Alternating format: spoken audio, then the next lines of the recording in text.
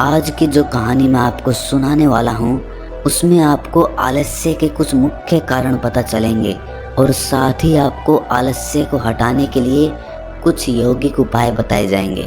इससे पहले कि आप इस कहानी में खो जाएं, इस चैनल को सब्सक्राइब ज़रूर कर लें।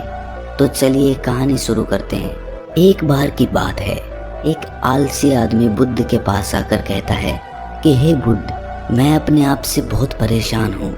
मैं बहुत ही आलसी आदमी हूँ, इसीलिए सब लोग मुझे ताने देते रहते हैं। क्या आपके पास कोई ऐसा मार्ग है जिससे मेरा आलस्य दूर हो सके? ये सुनकर बुद्ध ने कहा कि तुम्हें कैसे पता कि तुम आलसी आदमी हो? इस बात का उत्तर देते हुए वो आदमी बोला कि हे बुद्ध, सब लोग मुझसे कहते रहते हैं कि तू बहुत आलसी आदमी है, तुझसे कोई काम ठीक से नहीं होता, तू हर काम को टालता रहता है और भी ना जाने क्या क्या बातें कहते रहते हैं। यहाँ तक कि मेरे परिवार के लोग भी मुझे आलसी आदमी कहकर पुकारते हैं। ये सुनकर बुद्ध उस आदमी से पूछते हैं कि तुम्हारे पास आलसी होने का कोई प्रमाण है? क्या तुम ये सिद्ध कर सकते हो कि तुम एक आलसी आदमी हो? ये सुनकर वो आदमी कहता है कि हे बुद्ध, मैं कभी भी सुबह जल्दी नहीं उठ पाता और हर काम को टालता रहता हूँ। मुझे लगता है कि आलसी होने के लिए ये प्रमाण काफ़ी होगा। इस आदमी की बातें सुनकर बुद्ध कहते हैं कि आलस्य को समझने के लिए हमें ये जानना होगा कि आलस्य क्या है और वो किसी आदमी के शरीर में कैसे जन्म लेता है। अगर कोई आदमी किसी काम में पूरा मन नहीं लगा पा रहा, उसमें उस काम के प्रति जोश नहीं है, उत्साह नहीं है, तो उसका कारण आलस्य होता है। आलस्य जोश और उत्साह का विपरीत होता है। इसे समझने के लिए हमें ये जानना अति आवश्यक है कि आलस्य आदमी के शरीर में दो स्तर पर जन्म लेता है, शारीरिक स्तर और मानसिक स्तर। ये कहते हुए बुद्ध ने उसे समझाना शुरू किया कि सबसे पहले शारीरिक स्तर पे आलस्य को समझते हैं। इसके बाद बुद्ध ने अपने धम्म के भिक्षुओं की तरफ इशारा करते हुए कहा कि तुम ज़रा गौर से इन भिक्षुओं का चलना, उठना, बैठना और लेटना देखो। इन भिक्षुओं के चलने में एक तालमेल होता है, एक लय होती है, एक आनंद होता है। और जब ये बैठने की मुद्रा में होते हैं तो इनकी रीढ़ की हड्डी सीधी होती है और गर्दन थोड़ी सी उठी हुई होती है। और वहीं पर जब ये लेटते हैं तो इनका पूरा शरीर एकदम शांत और स्थिर होता है। और वहीं जब एक आलसी आदमी चलता है तो वो एकदम झुका हुआ, थका थका और बिना आनंद के चल रहा होता है। याद रखो, 70% आलस्य हमारे उठने, बैठने, चलने और लेटने से तय होता है। अगर हम अपनी इन अवस्थाओं को समझ लेते हैं और होशपूर्वक चलने, उठने और बैठने का अभ्यास करते हैं, प्रयत्न करते हैं, तो हमारा 70% आलस्य दूर हो जाता है। शारीरिक स्तर पर आलस्य का दूसरा मुख्य कारण होता है सही नींद ना लेना। अक्सर हमें पता ही नहीं होता कि हमें कितनी देर सोना है। याद रखो, एक मानव शरीर को सीमित समय की नींद लेनी चाहिए। अगर वो सीमित समय से ज़्यादा नींद लेता है तो भी वो आलस्य का शिकार होगा, और अगर वो सीमित समय से कम नींद लेता है तो वो आलस्य का शिकार होता ही है। ये सुनकर वो आदमी बोला कि हे बुद्ध, एक मानव शरीर को कितनी नींद लेनी चाहिए? इसका उत्तर देते हुए बुद्ध ने कहा कि एक मानव शरीर को 6 से 8 घंटे की नींद लेनी चाहिए। अगर आपका शरीर ज़्यादा थका हुआ नहीं है तो 6 घंटे की नींद, अगर ज़्यादा थका हुआ है तो 8 घंटे की नींद। इसी के साथ ये भी ख्याल में रखना चाहिए कि सोने के लिए रात का समय निर्धारित किया गया है। कुछ लोग दिन में ही सो जाते हैं, जिसकी वजह से धीरे धीरे आलस्य उनके अंगों में समाने लगता है। शारीरिक स्तर पे आलस्य का तीसरा मुख्य कारण है सुबह जल्दी ना उठ पाना। पूरी प्रकृति, यहाँ तक कि पेड़ पौधे और पक्षी भी सुबह सूर्य उदय होने से पहले जाग जाते हैं। ये हम पक्षियों को देखकर भी समझ सकते हैं कि प्रकृति ने मनुष्य के जागने का कौन सा समय निर्धारित कर रखा है। अगर हम सुबह जल्दी उठते हैं, सूर्य उदय होने से पहले उठते हैं, तो हमारे शरीर में एक स्फूर्ति होगी, एक ताजगी होगी और हम हर काम में अपना मन लगा पाएंगे। ये सुनकर वो आलसी आदमी बोला कि हे बुद्ध, लेकिन मेरा काम ऐसा है जो मैं रात में कर पाता हूँ। इसी वजह से मैं रात में सही समय पर नहीं सो पाता और सुबह जल्दी नहीं उठ पाता। तो जिन लोगों का काम रात में होता है वो सुबह कैसे जल्दी उठ पाएंगे? ये सुनकर बुद्ध कुछ सोच विचार करते हैं और उसके बाद कहना शुरू करते हैं कि जिन लोगों का काम रात में होता है उन्हें अपना काम पूरा मन लगाकर करना चाहिए, और यदि ऐसे लोग रात में काम करके दिन में भी सोते हैं और सीमित समय की नींद लेते हैं तो वे भी आलस्य से बच सकते हैं। लेकिन रात में जितनी गहरी नींद आती है उतनी गहरी नींद दिन में नहीं आ पाती, क्योंकि दिन में शोर शराबा ज़्यादा होता है जिससे आदमी गहरी निद्रा में नहीं जा पाता। इसीलिए जो आदमी दिन में सोता है उसे कुछ ऐसी व्यवस्था करनी चाहिए जिससे बाहर का शोर शराबा उसकी नींद में बाधा ना बन सके।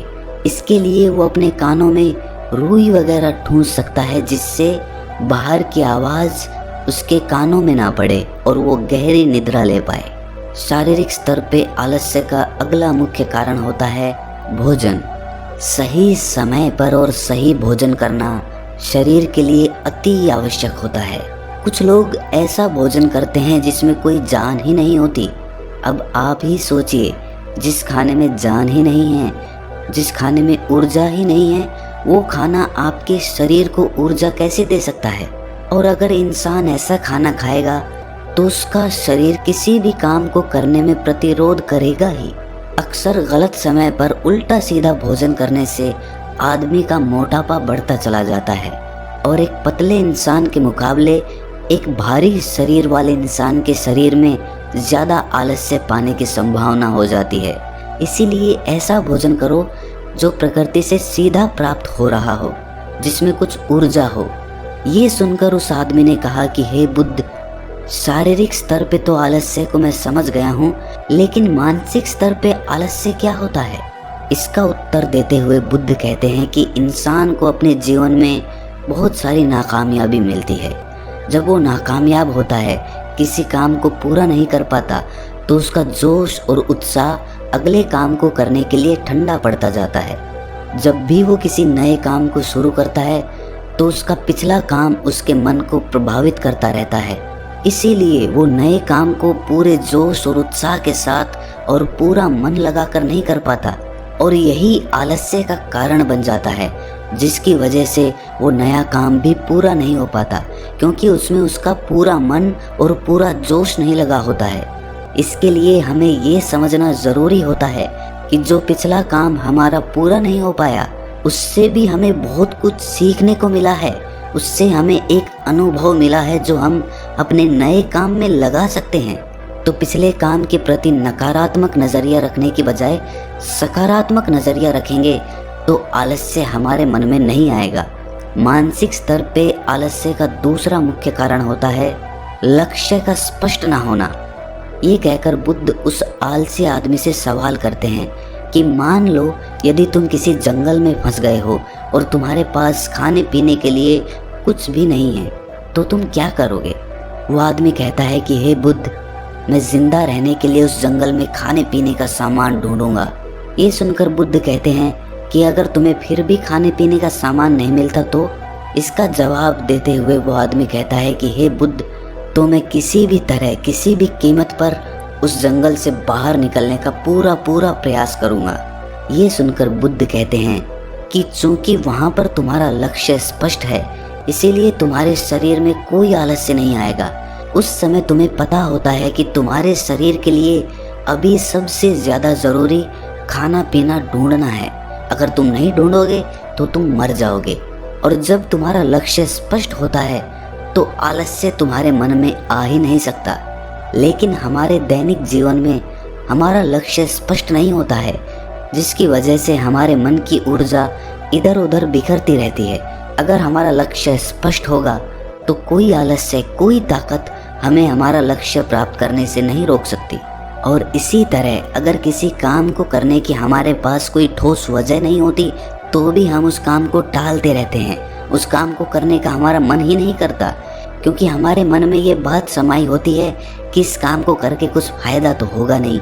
इसीलिए किसी काम को करने के लिए उसकी ठोस वजह जानना बहुत ज़रूरी होता है। बहुत सारे लोग व्यायाम करने की अहमियत नहीं समझते हैं क्योंकि वो इसकी वजह नहीं देख पा रहे हैं। वो सोचते हैं कि व्यायाम करने से क्या फायदा। लेकिन जो आदमी दूरदर्शिता रखता है, जो ये देख पाता है कि अगर मैं आज व्यायाम नहीं करूँगा तो भविष्य में मेरा शरीर कितने रोगों से ग्रस्त हो सकता है, तो ऐसे आदमी के पास स्पष्ट लक्ष्य भी होता है और ठोस वजह भी होती है, और इसीलिए वो लोग व्यायाम भी करते रहते हैं। मानसिक स्तर पर आलस्य का अगला मुख्य कारण होता है आलसी लोगों का साथ। अक्सर कुछ लोग आलसी नहीं होते, लेकिन उनके आसपास के लोग आलसी होते हैं। अगर आपकी संगति में आलसी लोग भरे हुए हैं तो आप भी उनकी तरह हो जाएंगे। आपका भी मन काम करने से भागने लगेगा। आलस्य एक छुआछूत की बीमारी की तरह होता है। जितने ज़्यादा आलसी लोगों से आप घिरे हुए हैं, आपका मन उतने ही आलस्य को पकड़ लेगा। मानसिक स्तर पर आलस्य का अगला मुख्य कारण है किसी भी काम को टालते रहना। कुछ लोगों की आदत होती है काम को टालते रहना। आज का काम कल पर, कल का काम परसों पर। हमें ये महसूस भी नहीं होता कि धीरे धीरे यही हमारी आदत बन जाती है, और ये काम को टालने की आदत धीरे धीरे आपको आलसी बना देती है। इसीलिए किसी भी काम को कल पर मत टालो। और सबसे आखिर में बुद्ध ने कहा कि किसी भी काम को करने के लिए आपके पास उम्मीद होनी चाहिए, उत्साह और जोश होना चाहिए। हर काम को नया काम समझ के करना चाहिए। इसके बाद बुद्ध ने उस आलसी आदमी से कहा कि याद रखना, अगर तुम्हारे पास कोई स्पष्ट लक्ष्य है और उसे करने के लिए तुम्हारे पास कोई ठोस वजह भी है, तो दुनिया की कोई ताकत तुम्हें वो काम करने से नहीं रोक सकती। दोस्तों, जीवन में अगर कुछ हासिल करना है तो हमारे पास सिर्फ आज का ही समय है। ये मत सोचो कि कल आएगा। ये मानकर चलो कि हमें जीने के लिए सिर्फ ये 24 घंटे मिले हैं। इन 24 घंटों में मरने से पहले मैं क्या कर सकता हूँ। ये समझ लीजिए कि एक एक सेकंड मिलकर 1 मिनट बनता है, और एक एक मिनट मिलकर 1 घंटा बनता है, और घंटे दर घंटे एक पूरा दिन बनता है। तो हमारे लिए सबसे ज़्यादा ज़रूरी वो सेकंड है जिनसे पूरा दिन बना हुआ है। इसीलिए अपनी किसी भी सेकंड को बर्बाद मत करो, क्योंकि एक बार जो घड़ी बीत गई वो वापस लौट कर कभी नहीं आती। तो दोस्तों, कैसी लगी आपको ये कहानी कमेंट सेक्शन में ज़रूर बताना, और अच्छी लगी तो इस चैनल को सब्सक्राइब ज़रूर कर लेना। तो मिलते हैं अगली कहानी में, तब तक के लिए अपना ख्याल रखें।